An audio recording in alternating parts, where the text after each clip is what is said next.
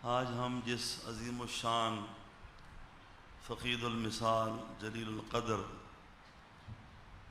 شخصیت کے پہلے سالانہ عرس مبارک کے موقع پر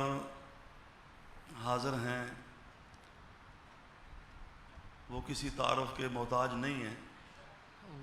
ہمارے سروں کے تاج تھے اور تاج ہیں، ہمارے دلوں کی دھڑکن تھے اور دھڑکن ہیں۔ بے شک منیر الاسلام، پیر طریقت، رہبر شریعت حضرت قبلہ علامہ منیر احمد یوسفی رحمۃ اللہ تعالی علیہ رحمۃ واسعہ، جن کی زندگی کا ایک ایک لمحہ دین اسلام کی خدمت میں گزرا اور جن کے شب و روز اشاعت دین، تحفظ شریعت اور اصلاح امت کے لیے وقف تھا۔ دن ہو یا رات، صبح ہو یا شام، تندرست ہوں یا بیمار، کسی بھی حالت میں وہ ان کو فارغ بیٹھے ہوئے کبھی نہیں دیکھا ہوگا کسی نے۔ ایک ایک دن کے اندر کئی پروگرام کرنے، نکاحت کے باوجود،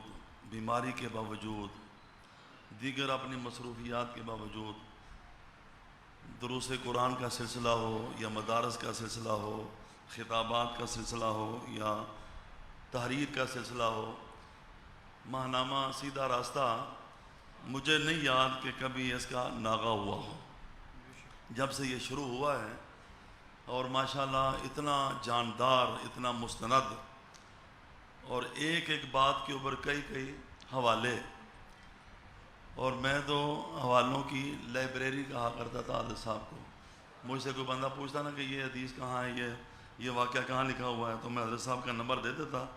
کہ حوالوں کے لحاظ سے ان سے بڑھ کر کسی کو علم نہیں ہو سکتا۔ سبحان اللہ، سبحان اللہ، سبحان اللہ۔ تحقیقی بات کرنا،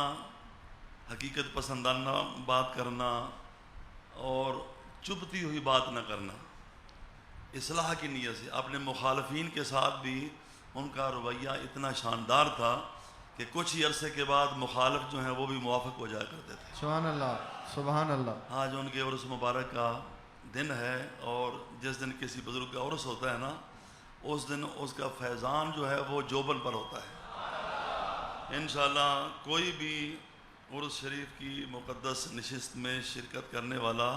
محروم واپس نہیں لوٹے گا۔ سب کے دامن جو ہیں وہ انشاءاللہ فیضان سے انشاءاللہ۔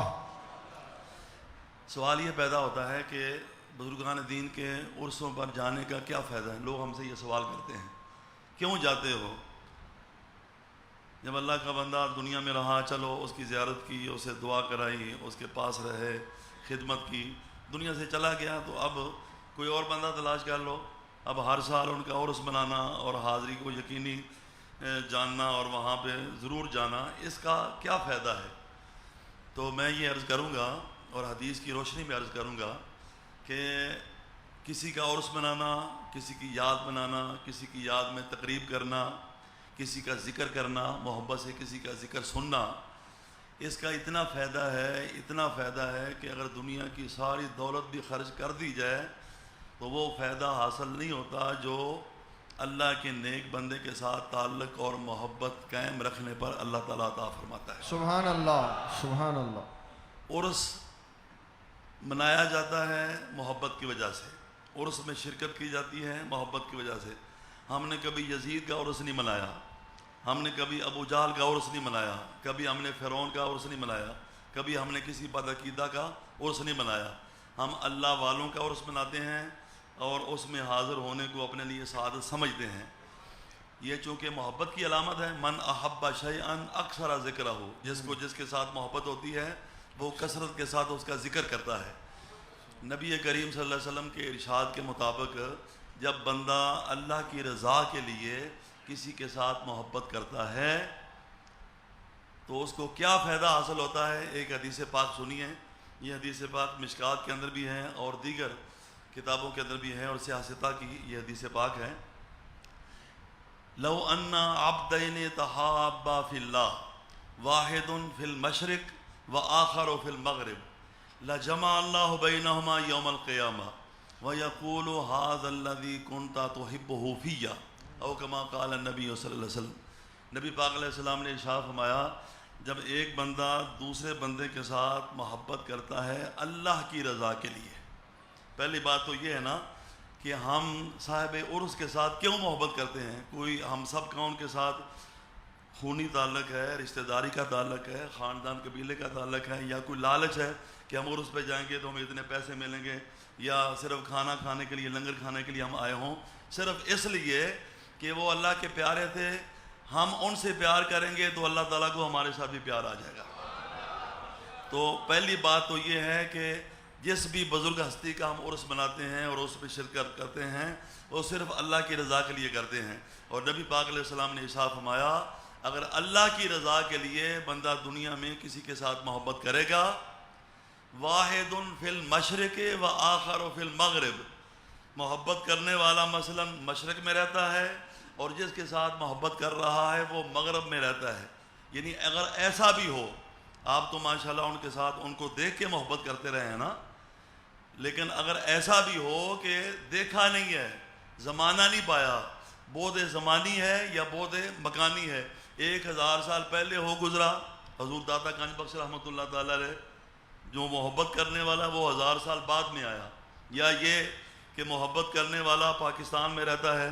جس کے ساتھ محبت کرتا ہے وہ بغداد شریف میں رہتا ہے، سبحان اللہ، محبت کرنے والا لاہور میں رہتا ہے، جس کے ساتھ محبت کرتا ہے وہ اجمیر شریف میں رہتا ہے، وہ بریلی شریف میں رہتا ہے، وہ سرہند شریف میں رہتا ہے، وہ دوسرے ملک میں رہتا ہے، وہ کربلا معلیٰ میں رہتا ہے، وہ مدینہ طیبہ میں رہتا ہے، نہ اس کا زمانہ پایا، نہ اس کی صحبت اختیار کی، نہ اس کی زیارت کی، نہ اس کو دیکھا،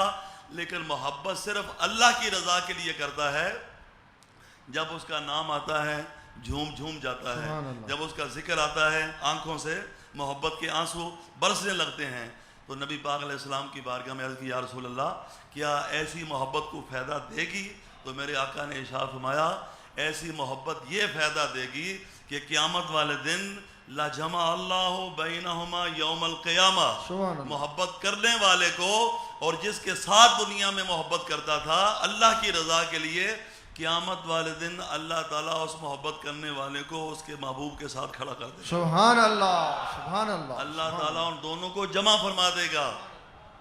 اگرچہ محبت کرنے والا جتنا بھی گناہ گار کیوں نہ ہو۔ اللہ یہ نہیں دیکھے گا کہ یہ تو محبوب سبحانی ہے اور یہ تو گناہ گار بندہ ہے، اللہ یہ دیکھے گا کہ میری وجہ سے دنیا میں بغیر دیکھے یہ محبت کرتا رہا، تو اللہ تعالیٰ ان دونوں کو جمع فرما دے گا۔ سبحان اگر اللہ، مجھ جیسا گناہ گار سلطان العارفین سلطان باہو کے ساتھ محبت کرتا ہے تو قیامت والے دن ہمارے ہاتھوں میں ان کا دامن ہوگا۔ سبحان اللہ، پیر شفیق صاحب اگر یہ حضرت خواجہ نور الحسن شاہ بخاری یا پیر باقر علی شاہ صاحب سے محبت کرتے ہیں تو قیامت والے دن ان کے ہاتھوں میں ان کا دامن ہوگا۔ سبحان اللہ، ہم سارے منیر الاسلام کے ساتھ محبت کرتے ہیں، قیامت والے دن ہمارے ہاتھوں میں ان کا دامن ہوگا۔ سبحان اللہ، داتا صاحب سے محبت کرتے ہیں تو ان کے ساتھ ہوں گے، سبحان اللہ، باغ سے محبت کرتے ہیں تو قیامت والے دن ان کے قدموں میں کھڑے ہوئے ہوں گے۔ سبحان اللہ، وہ بندہ حیران ہو کر سوال کرے گا یا اللہ میں تو اس قابل نہیں تھا کہ میں گناہ گار ہو کر غوث پاک کے ساتھ کھڑا ہو سکتا، میں گناہ گار ہو کر دادا صاحب کے ساتھ کھڑا ہو سکتا، میں گناہ گار ہو کر خواجہ اجمیر کے ساتھ کھڑا ہو سکتا، یہ کس چیز نے مجھے اس قابل بنایا ہے کہ آج میں گناہ گار ہو کر تیرے پیاروں کے ساتھ کھڑا ہوا ہوں؟ تو اللہ پاک ارشاد فرمائے گا وَيَقُولُ هَذَا الَّذِي كُنْتَ تُحِبُّهُ فِيَّ، اللہ فرمائے گا مجھے بھی پتا ہے تو اس قابل نہیں تھا کہ تو گناہ گار ہو کر میرے ان پیاروں کے ساتھ کھڑا ہو سکتا، لیکن میری غیرت نے اور میری محبت نے یہ گوارا نہیں کیا کہ دنیا کے اندر میری رضا کے لیے تو ان کے ساتھ محبت کرتا تھا، تو مشرق میں رہتا تھا، یہ مغرب میں رہتے تھے، تو 1000 سال بعد میں آیا، یہ 1000 سال پہلے ہو گزرے، تو میں یہ نہیں چاہتا کہ دنیا میں بھی بن دیکھے تو ان کے ساتھ محبت کرتا رہا اور آج بھی بن دیکھے تو ان کے ساتھ محبت کرے، نہیں، یہاں جنت میں اب ان کا مقام ہوگا، اس کے ساتھ تیرا بھی مقام ہوگا۔ سبحان اللہ، سبحان اللہ، لجمع اللہ بینہما یوم القیامہ، اللہ دونوں کو جمع فرمائے گا، محب کو اور محبوب کو، اور فرمائے گا وَيَقُولُ هَذَا الَّذِي كُنْتَ تُحِبُّهُ فِيَّ، دنیا میں لوگ تجھے کہتے تھے نا کہ اس محبت کا کیا فائدہ ہے، کیوں عرسوں پہ جاتے ہو، کیوں درباروں پہ جاتے ہو، ان کو بتاؤ دیکھو اس محبت کا یہ فائدہ ہے کہ میں گناہ گار ہو کر شہنشاہ بغداد کے ساتھ کھڑا ہوا ہوں، سبحان اللہ، میں گناہ گار ہو کر منیر الاسلام کے ساتھ کھڑا ہوا ہوں. پھر وہ سبحان اللہ. وجد کرے گا اپنی اس کیفیت کے اوپر اور اس مرتبے کے اوپر. اور کسی نے اسی موقع پر یہ شعر کتنا پیارا کہا ہے کہ وہ بندہ تڑپ کر کہے گا کہ اے اللہ یہ کہاں نصیب میرے کہ میں ان کے ساتھ ہوتا. کبھی اپنے آپ کو دیکھے گا، کبھی اللہ کے اس پیارے کو دیکھے گا اور اللہ کی بارگاہ میں سوال کرے گا یا اللہ یہ کہاں نصیب میرے کہ میں ان کے ساتھ ہوتا. اور جواب کیا آئے گا وَيَقُولُ هَذَا الَّذِي كُنْتَ تُحِبُّهُ فِيَّ. اس کا ترجمہ یہ ہے کہ کوئی جذبہ محبت تیرے کام آ گیا سبحان اللہ، ہے، سبحان اللہ. کوئی جذبہ محبت تیرے کام آ.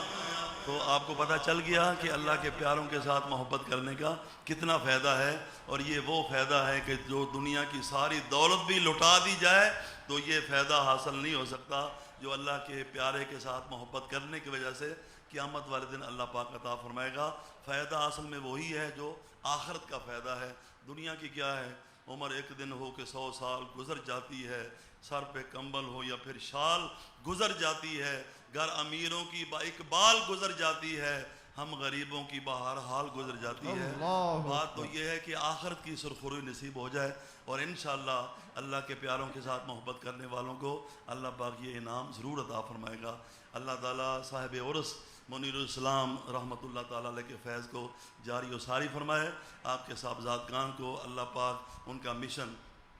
جاری رکھنے کی اور ہمیں ان کے دست و بازو بن کے ان کے ساتھ ان کا معاون بن کے اس مشن کو زیادہ سے زیادہ پھیلانے کی توفیق عطا فرمائے.